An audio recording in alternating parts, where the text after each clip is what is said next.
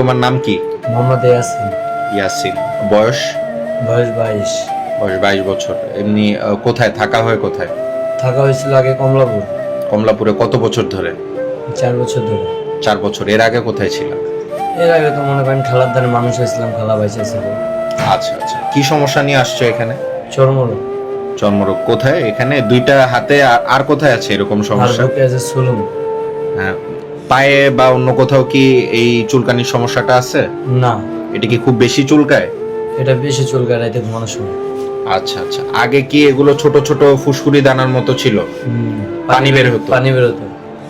কোনো ওষুধ নিয়েছিলে আগের জন্য? কোনো না। লোশন বা কোনো কিছু? না।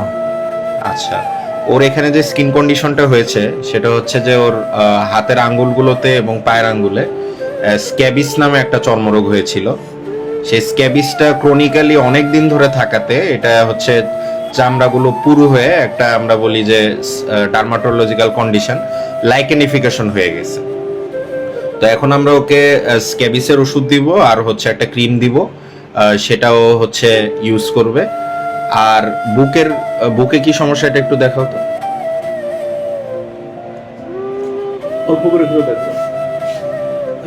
দেখি আলোতে। বুকে আমরা দেখতে পাচ্ছি যে ওর নর্মাল যে বডি কালার এই একটু ডিসকালার হয়ে গেছে এবং ছোপ ছোপ দাগ রয়েছে। এটাকে আমরা বলি হচ্ছে টিনিয়া ভার্সিকালার।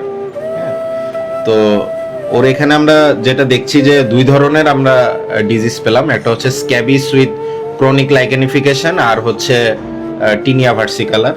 তো আমরা এই দুইটা ডিজিজ চর্মরোগের জন্য প্রাইমারি যে ট্রিটমেন্ট দরকার এই দুইটা ওষুধ আমরা দিয়ে দিব। পরবর্তীতে যদি রোগী ইমপ্রুভ না করে সেক্ষেত্রে অবশ্যই স্পেশালিস্টকে দেখাতে হবে।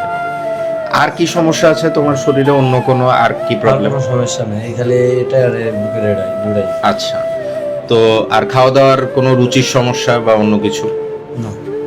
আচ্ছা, যেহেতু আপনারা জানেন সে কমলাপুরে ছিল এবং তার শরীরে সে ওভাবে আর কি ভিটামিনের অভাব রয়েছে এবং সে ঠিকঠাক মতো যেহেতু পুষ্টি পেত না, তো ওই জন্য আমরা তাকে একটা মাল্টিভিটামিন সাজেস্ট করছি। আর যেহেতু তার টিনিয়া ভার্সিকালার রয়েছে সে হচ্ছে ড্যান্সেল শ্যাম্পু দিয়ে গোসল করবে।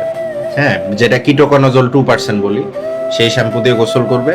আর শরীরের যে জায়গাগুলোতে তার চর্মরোগগুলো রয়েছে আমরা কিছু লোশন সাজেস্ট করেছি, সেগুলো সে ইউজ করবে। স্ক্যাবিসের জন্য যে লোশন আছে এবং ওর যে লাইকেনিফিকেশন হয়ে গেছে এজন্য যে ক্রিম আছে সেগুলো আমরা সাজেস্ট করেছি ওকে। ওকে ইনশাল্লাহ বুঝিয়ে দেওয়া হবে।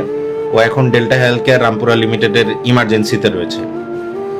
আর আমরা ওকে কিছু বেসিক টেস্ট দিচ্ছি, যেহেতু ও এতদিন কোনো সেবা পায়নি সেহেতু ওর শরীরের কিছু বেসিক টেস্টের দরকার। তুমি এখানে কার সাথে এসেছো?